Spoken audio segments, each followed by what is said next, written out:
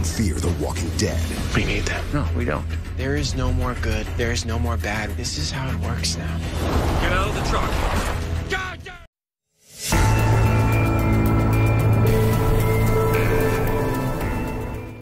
Open the gate. You didn't do anything wrong. I left him. If anyone raises a hand to another, they're out. Oh, you don't believe I was bitten? I don't believe in miracles. Mobil Ophelia tiba-tiba mogok di gurun Meksiko. Saat Ophelia memeriksa mesin, tiba-tiba kawanan zombie datang menyerangnya.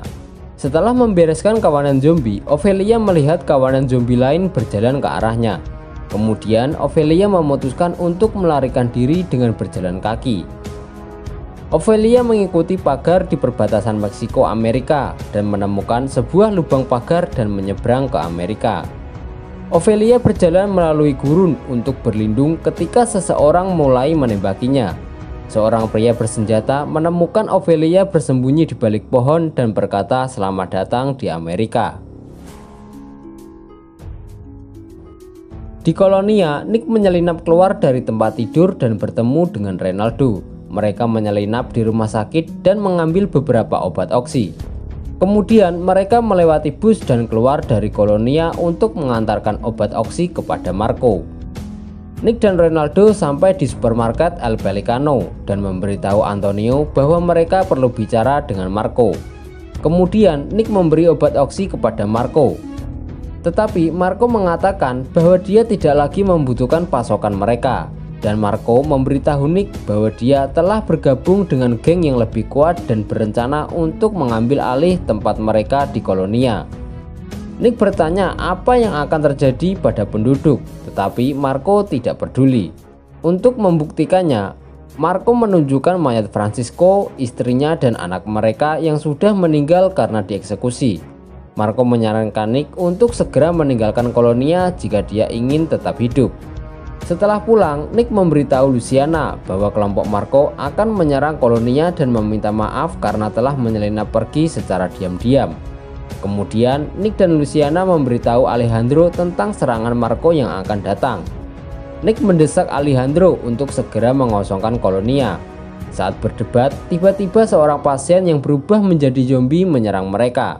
Dalam perkelahian berikutnya, Alejandro dan dua orang lainnya tergigit. Sedangkan Nick membunuh zombie dengan jari-jarinya melalui bola mata sampai menembus ke otak zombie tersebut. Alejandro terkejut saat melihat gigitan di lengannya. Tetapi dia meyakinkan Nick dan Luciana bahwa dia akan baik-baik saja. Penduduk Kolonia mengucapkan selamat tinggal ketika para korban yang tergigit mengorbankan diri mereka kepada kawanan zombie di lapangan. Nick memberitahu Luciana bahwa dia khawatir tentang keadaan Alejandro. Luciana meyakinkan Nick bahwa iman Alejandro akan menyembuhkannya. Nick mengepas tas di rumahnya dan memberitahu Luciana bahwa mereka harus pergi. Nick menolak untuk percaya bahwa iman akan melindungi mereka dari geng Marco. Nick memerintahkan Alejandro untuk memberitahu Luciana tentang rahasianya. Kemudian Alejandro mengakui bahwa dia tidak kebal terhadap gigitan zombie.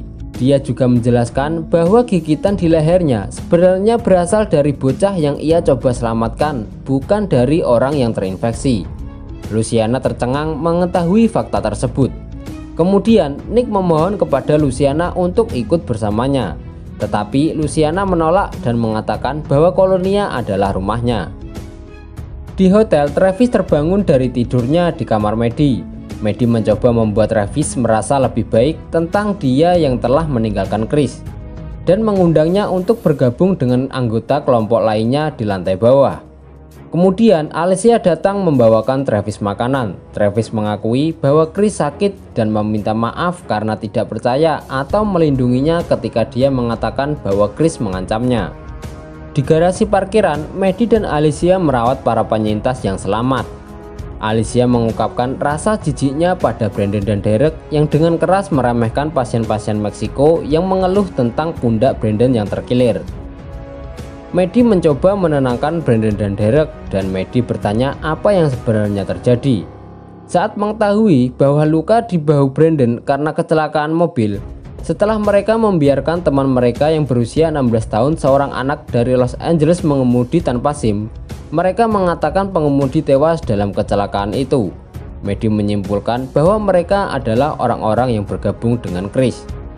Kemudian Maddie memberitahu Strand bahwa Brandon dan Derek ada di garasi parkiran dan dia curiga bahwa Chris sudah mati.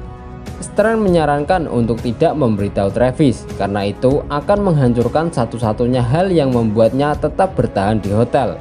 Itu adalah harapan yang sama yang hilang dari Strand ketika Thomas meninggal.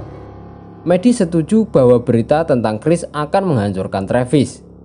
Kemudian Maddie memutuskan untuk menyuruh pergi Brandon dan Derek dengan alasan memberitahu Brandon bahwa Andreas akan membutuhkan tempat privasi untuk menyembuhkan bau Brandon. Ketika mereka mengawal Brandon dan Derek pergi, para korban lainnya mengeluh bahwa orang Amerika menerima perlakuan istimewa dan kerumunan menjadi sulit diatur. Travis mendengar keributan di luar dan melihat gerombolan penyintas mengikuti Maddie saat dia mengantar Brandon dan Derek ke pintu gerbang. Kemudian Travis berlari keluar dan menuntut untuk tahu di mana Chris berada. Travis dan Maddie membawa Brandon dan Derek ke cafe hotel. Setelah Andreas memperbaiki lengan Brandon, Travis menginterogasi mereka tentang keberadaan Chris. Mereka menjelaskan bahwa mereka lelah karena menghindari bandit dan Chris menawarkan untuk mengemudi truk sehingga mereka bisa tidur. Ketika dia menyimpang dari jalan, truk itu tergulir. Chris terlempar dari truk dan meninggal karena benturan. Travis bertanya di mana Chris dimakamkan, dan Derek mengatakan mereka menariknya dan menguburnya di bawah pohon. Namun Travis memperhatikan perbedaan dalam dua cerita tersebut. Kemudian Travis mengunci Maddie dan Oscar keluar dari kafe dan mulai menghajar Brandon dan Derek dan menuntut kebenaran. Brandon mengakui bahwa Chris selamat dari kecelakaan itu, tetapi mengalami cedera parah di kakinya. Lalu mereka menembak Chris hingga mati dan meninggalkannya di jalan.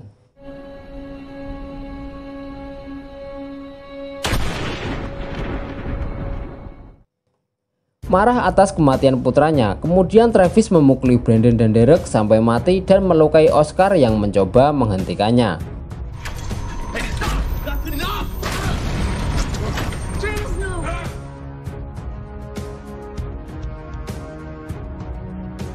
Travis duduk dengan bingung di lantai kafe hotel setelah membunuh Brandon dan Derek. Kemudian Hector dan Elena membawa Travis setelah Travis menyerang Oscar karena mencoba ikut campur. Maddie mencoba membela Travis, tetapi Elena menunjukkan bahwa ia telah membunuh dua pria dan melukai Oscar.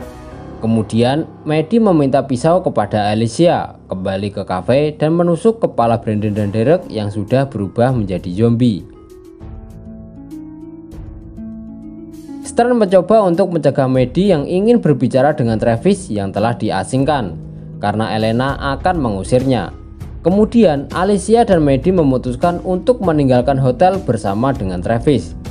Tetapi Stern menolak untuk bergabung dengan mereka. Maddie mengatakan kepada Elena bahwa mereka akan pergi dengan Travis di pagi hari dan memintanya untuk melepaskan Travis. Karena Elena merasa hutang budi kepada Maddie, Elena melepaskan Travis dari penjagaan Hector. Kemudian Maddie memasuki ruangan tempat di mana Travis ditahan dan mengatakan kepada Travis bahwa dia dan Alicia akan pergi bersamanya di pagi hari. Di sisi lain, Andreas merawat Oscar yang masih tidak sadarkan diri. Kemudian Alicia datang dan menawarkan bantuan. Andreas mengatakan kepada Alicia bahwa dia harus mengeluarkan sepotong tengkorak Oscar untuk mengurangi pembekakan dan memerintahkan Alicia untuk pergi dari ruangan tersebut. Di Kolonia, Luciana membalut luka gigitan di tangan Alejandro. Alejandro mengatakan kepada Luciana bahwa dia sekarat. Luciana memerintahkan Alejandro untuk berbohong kepada warga agar iman mereka tetap utuh. Sebelum pergi, Nick memohon kepada Luciana untuk meninggalkan tempat tersebut dan pergi bersamanya. Tetapi Luciana menolak untuk pergi bersama Nick.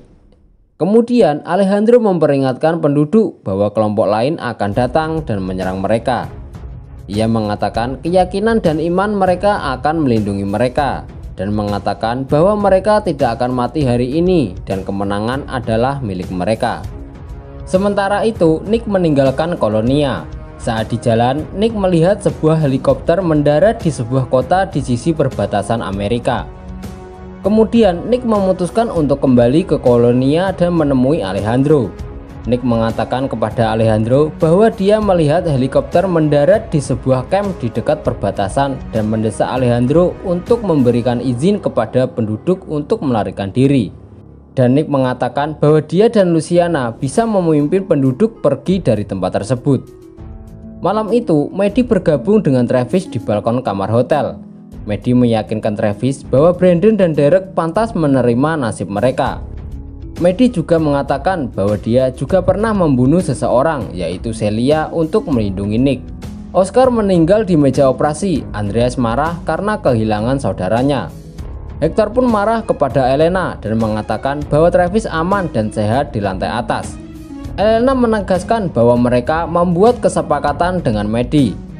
Hector dan Andreas menerobos masuk ke kamar Travis dan memukulinya. Lalu Andreas menodongkan pistol di kepala Travis. Sebelum Andreas menembak Travis, dengan cepat Alicia menusuk Andreas. Saat kerusuhan, Strand mengambil pistol Andreas dan memerintahkan kepada semua orang untuk keluar. Saat di luar, Strand memberikan pistolnya kepada Maddie dan memerintahkan Maddie, Travis, dan Alicia pergi dari hotel tersebut. Kemudian mereka bertiga pergi ke supermarket El Pelicano, tempat tinggal kelompok Marco, untuk mencari Nick. Tetapi kelompok Marco sudah meninggalkan tempat tersebut. Maddie menemukan mayat Francisco dan keluarganya. Mereka menemukan SIM Francisco dengan alamat Kolonia di Tijuana. Mereka bertiga akhirnya memutuskan pergi menuju Tijuana. Keesokan harinya, Marco dan kelompoknya tiba di Kolonia dan menembaki kawanan zombie yang berada di lapangan dan menerobos masuk. Marco dan kelompoknya menyadari bahwa kelompok Kolonia telah pergi meninggalkan tempat tersebut. Mengetahui hal itu, Marco dan kelompoknya merayakan atas kemenangannya dengan sangat mudah dengan cara menembakkan senjatanya ke arah atas.